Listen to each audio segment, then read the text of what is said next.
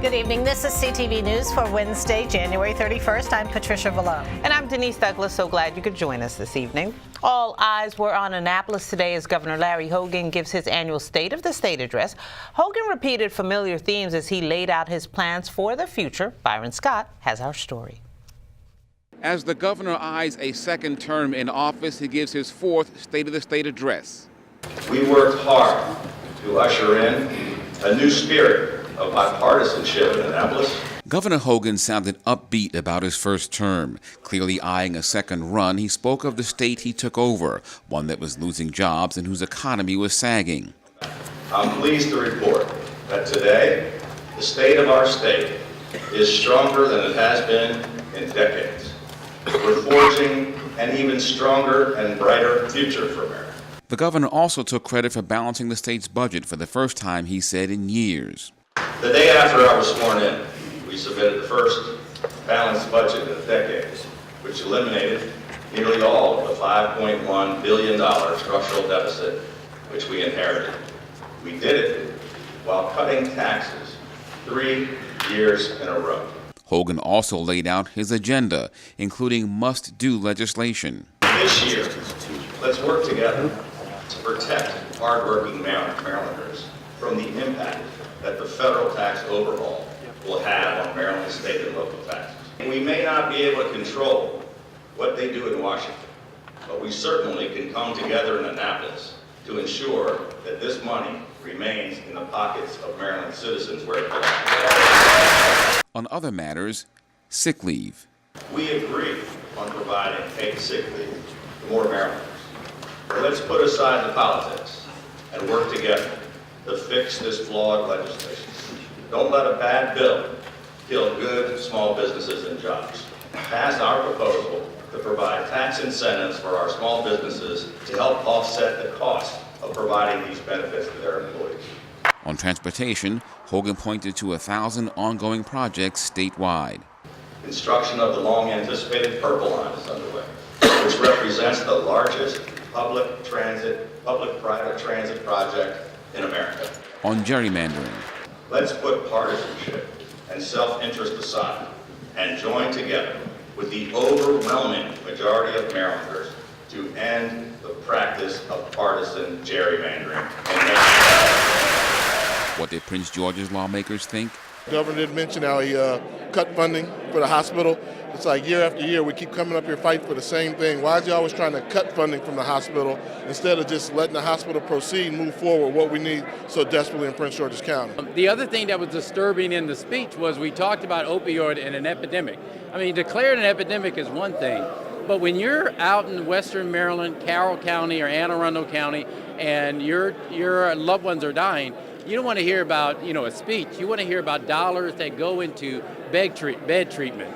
Every county executive and the mayor will tell you what they need for their folks, for families, is more treatment, more access to health care. We have put Maryland on a new and better path, and we cannot afford to turn back now. In Annapolis, Byron Scott, CTV News.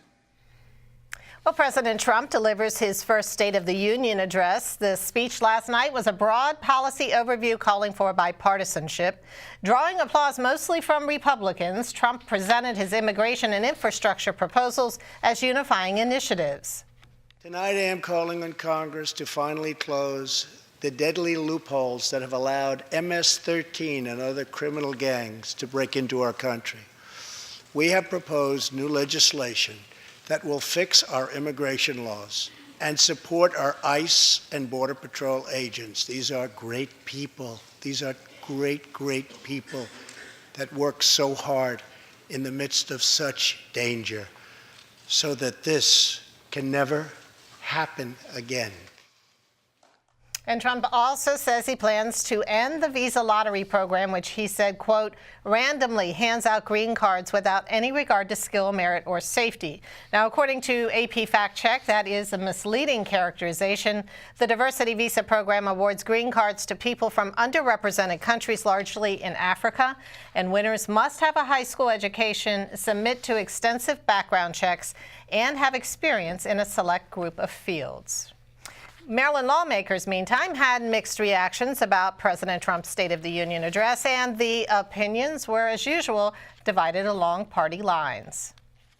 Well, I thought he was pretty upbeat. I thought he was talking about America first, putting businesses out there, and I think I serve on the Economic Matters Committee. I look to support our businesses. I look to try to make America what we used to be, to buy products in America. I think he talked about a lot of things that are near and dear to me, as far as trying to keep my family good and keep my area doing well. Essentially, I thought he was pretty upbeat. So I believe that there's still a lot of divide. There's a lot of work that needs to be done. There were still some demands in his speech that I did not feel that they were more inclusive. We have a deadline approaching us on February the 8th that we need to talk about. There were some things left out of his speech that I thought the American public wanted to hear from. So I think we still have some work to do. I mean, how could you not get excited about what's taking place in the economy? I had a friend of mine last week made $8,000 on the stock market. How could you not be excited when companies are moving back to America? I know people in Detroit when Chrysler and Chevrolet are moving back into Detroit, bringing jobs. Meanwhile, several Democratic lawmakers on Capitol Hill say they're doubtful about a bipartisan agreement in the future. Congressman Anthony Brown says the speech doesn't change anything. And Representative Elijah Cummings, on the other hand, is saying that he hopes Trump carries out his promise to rein in prescription drug prices. Prince George's police arrested a man after a chase on the Beltway. Authorities say he may be connected to a shooting that took place moments earlier near Palmer Park and Muncie Roads in Landover. The crash happened near exit 11B in Forestville. The incident is still under investigation. A man is in the hospital after allegedly breaking into a home in Mitchellville. He was shot as well this morning. This all happened around midnight at the 11,700 block of Chantilly Lane. Police say the suspect broke in through the basement and kicked in a door before the homeowner confronted him. He was shot twice before fleeing the scene. The suspect was taken to the hospital and is in critical condition.